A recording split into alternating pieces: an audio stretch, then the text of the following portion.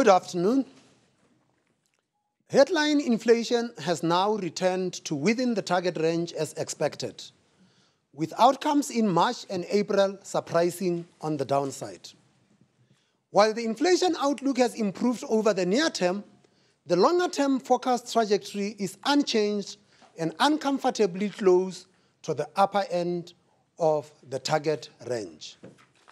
The rand exchange rate and domestic bond yields benefited from increased global capital inflows to emerging markets, which largely offset the impact of the sovereign credit ratings downgrade. With further ratings decisions imminent, risks remain for a further depreciation against the backdrop of continued global and domestic political uncertainty. Domestic economic growth prospects have deteriorated as the impact of the ratings downgrade is expected to weigh on domestic investment and consumer sentiment over the forecast period. The output gap is estimated to have widened and consumer demand has weakened. However, the trajectory of the growth forecast is still positive, and the growth rate for this year is expected to exceed that recorded in 2016. The year-on-year inflation rate, as measured by the Consumer Price Index, CPI, for all urban areas moderated to 6.1% and 5.3% in March and April. Food price inflation was the main contributor to the downside surprise in April, when it measured 6.6%. The contribution of the category of food and non-alcoholic beverages to the overall inflation outcome declined from 1.5 percentage points in March to 1.1 percentage points. The bank's measure of core inflation, which excludes food, fuel, and electricity, measured 4.8%, down from 4.9%.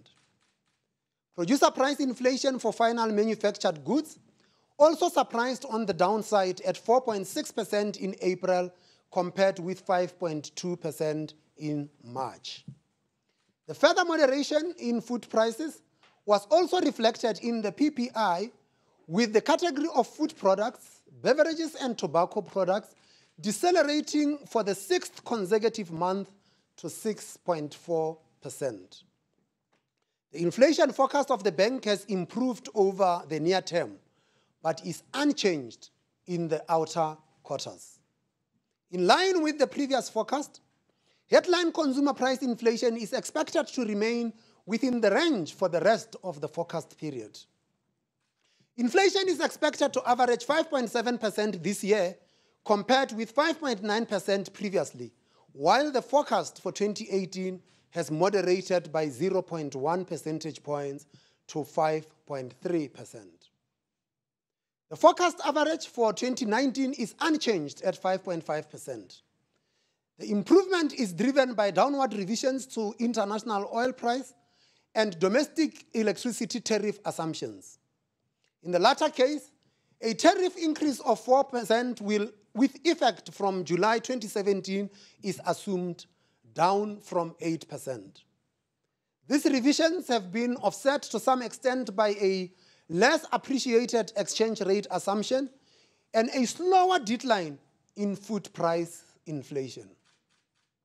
A continued moderation of food prices is expected over the medium term, given the favorable agricultural outlook and significant upward revisions to the maize crop estimates.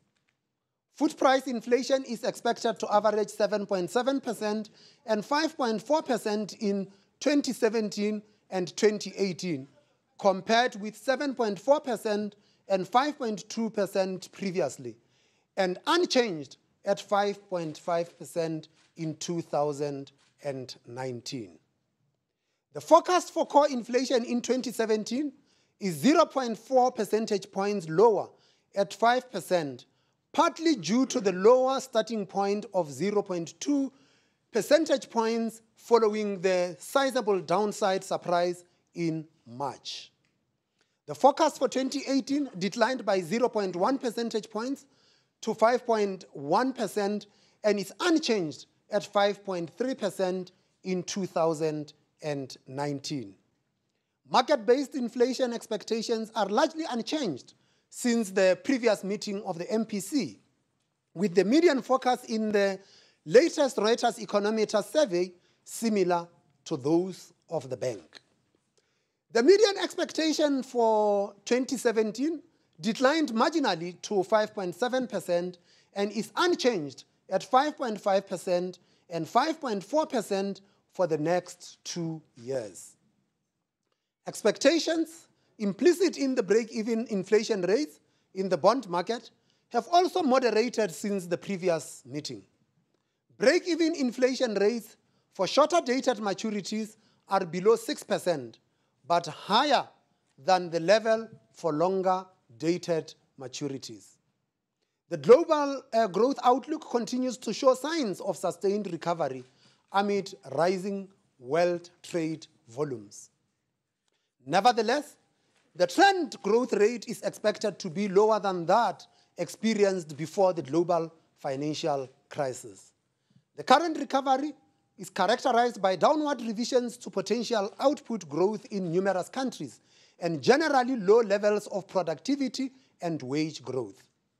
Despite a weak first quarter, U.S. growth is expected to average above 2% this year, although further policy uncertainty could undermine investor and consumer confidence. Growth rates in the euro area and Japan are expected to be sustained at around 2016 levels, supported by accommodative monetary policies. The outlook for emerging markets is also generally positive.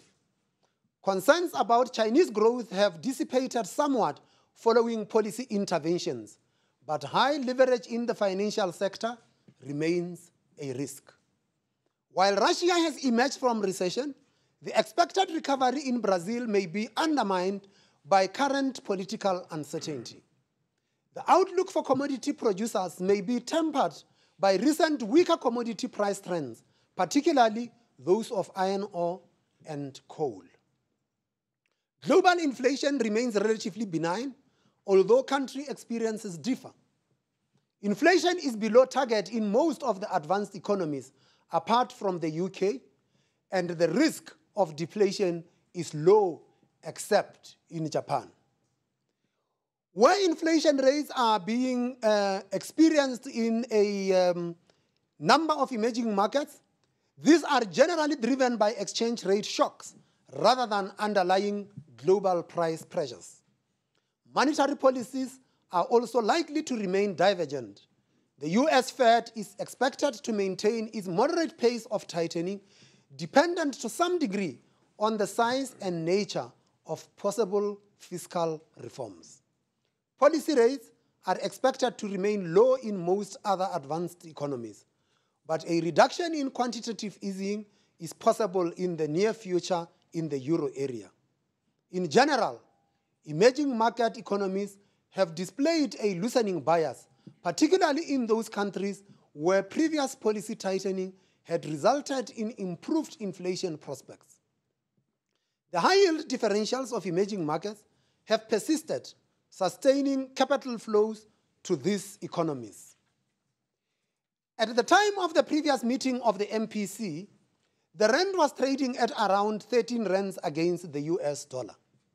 It then depreciated following the domestic cabinet reshuffle and the consequent sovereign credit ratings downgrades by 2 ratings agencies. Having reached a weak point of almost 14 rand against the US dollar in April, the rand subsequently recovered some of these losses in line with improved sentiment towards emerging markets in general. Some of these gains were reversed by spillover effects of recent political uncertainty in Brazil. Since the previous meeting, the rand has appreciated by 0.4% against the US dollar and depreciated by 1.6% on a trade-weighted basis. At current levels, the rand is still more appreciated relative to rates prevailing at this time last year. Despite the recent weakening, the rand has been supported by a more favorable current account outlook following a significant narrowing of the deficit in the final quarter of last year. A further positive trade balance was recorded in the first quarter of this year, but a moderately wider current account deficit is expected over the forecast period, due in part to a recent deterioration in terms of trade. Non-residents remained net buyers of domestic government bonds in April and May to date, to the value of 23.2 billion rands, despite the recent ratings downgrades. This may change should further downgrades occur, particularly with respect to domestic currency ratings. The rand, therefore, remains vulnerable to this prospect, as well as to changes in global risk sentiment towards emerging markets. The domestic growth outlook has deteriorated amid weak business and consumer confidence. The bank's forecast for GDP growth has been revised down for the entire forecast period by 0.2 percentage points for 2017 and 2018, and by 0.3 percentage points in 2019. Annual growth rates of 1%, 1.5%, and 1.7% for the forecast years are now expected. This downward revision is due in part to the expected impact of the sovereign credit ratings downgrade on domestic private sector gross fixed capital formation in particular. The downgrade is also likely to weigh on public sector investment through higher funding costs and more difficult access to funding. At the sectoral level, a strong near-term improvement is expected in the agricultural sector, and mining output has also rebounded. By contrast, the manufacturing sector outlook remains constrained, with a third consecutive quarterly contraction expected in the first quarter of this year. In line with this, the latest ABSA Purchasing Managers Index showed a sharp decline. Growth in the trade sector also appears to have moderated somewhat. A slower but positive pace of household consumption expenditure growth is forecast for this year. Real retail and wholesale trade sales contracted in the first quarter of this year.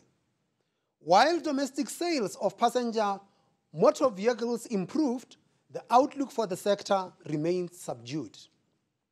Factors such as low consumer confidence, higher tax burdens, the absence of significant wealth effects, and stagnant employment growth have contributed to these weaker consumption trends. In addition to these factors, credit extension to the household sector in particular remains weak and is reflected in further household deleveraging. Although credit extension to the corporate sector is still relatively robust, the downward growth trend has persisted. There may, however, be some relief to consumers from moderating inflation, while increases in real disposable income over the forecast period are also expected to provide some support to consumption, but to a lesser extent than previously. Nominal salary and wage increases have continued to show signs of moderation, but are still at levels that contribute to the persistence of inflation at higher levels. While continued moderation of nominal unit labor costs are expected over most of the forecast period, the trajectory has been revised slightly upwards, largely due to the weaker economic growth projections. International oil prices have firmed since the previous meeting, having declined to levels below $50 per barrel at one stage. The recovery was a response to the indications that the OPEC agreement to curtail output would be extended for a further 6 months. However, the fragility of this agreement and the increase in shale production in the US is expected to curb increases going forward. The international oil price assumption has been revised down by $2 per barrel for each forecast year, but the moderate upward trend has been maintained. Domestic petrol prices increased by around 50 cents per litre in May due to the weaker exchange rate and higher international product prices. The current over-recovery in the petrol price indicates that a reduction of around 20 cents per litre is likely in June, mainly due to international price movements. The short-term inflation outlook has improved further since the previous meeting of the Monetary Policy Committee. Headline inflation in April was lower than expected, largely related to the pace of food disinflation. The MPC notes, however, that there have been broad-based downside surprises in core inflation as well. The current forecast does not incorporate the most recent outcomes, and further downside surprises in the coming months could impact on the starting point of the forecast and lower the entire trajectory. However, in the absence of such revisions, the MPC remains concerned about the persistence of longer-term forecast trend at elevated levels within the inflation target. This gives very little headroom to absorb the impact of possible adverse shocks. The rand remains a key upside risk to the forecast. The rand has, however, been surprisingly resilient in the face of recent domestic developments. This is partly due to offsetting factors, particularly positive sentiment towards emerging markets and the improved current account balance. The current level of the exchange rate at below 13 rands against the dollar is slightly stronger than at the time of the last meeting and stronger than that implicit in the starting point for the real exchange rate assumption. The outlook for the rand, and therefore the risks to the inflation outlook, will be highly sensitive to unfolding domestic political uncertainty as well as decisions by credit ratings agencies. The rand could weaken significantly in the event of a worst-case ratings downgrade scenario that could result in South African government bonds falling out of global bond indices. The downside risk may come from electricity tariffs. The increases from July may be lower than the 4% now assumed, given the 1.8% guideline for municipalities published by NERSA. However, there is a great deal of uncertainty with regard to this assumption for next year, when a new application from Eskom is likely. Currently, an 8% increase is assumed for July next year. The MPC assesses the risks to the inflation outlook to be more or less balanced. Domestic demand pressures remain subdued, and given the continued negative consumer and business sentiment, the risks to the growth outlook are assessed to be on the downside. In light of these developments, the MPC has decided to keep the repurchase rate unchanged at 7% per annum. 5 members of the MPC preferred an unchanged stance, while 1 member preferred a 25 basis point reduction. The MPC remains of the view that the current level of the repo rate is appropriate for now and that we are likely at the end of the tightening cycle. A reduction in rates would be possible should inflation continue to surprise on the downside and the forecast over the policy horizon be sustainably within the target range. However, in the current environment of high levels of uncertainty, the risks to the outlook could easily deteriorate and derail the current favorable assessment.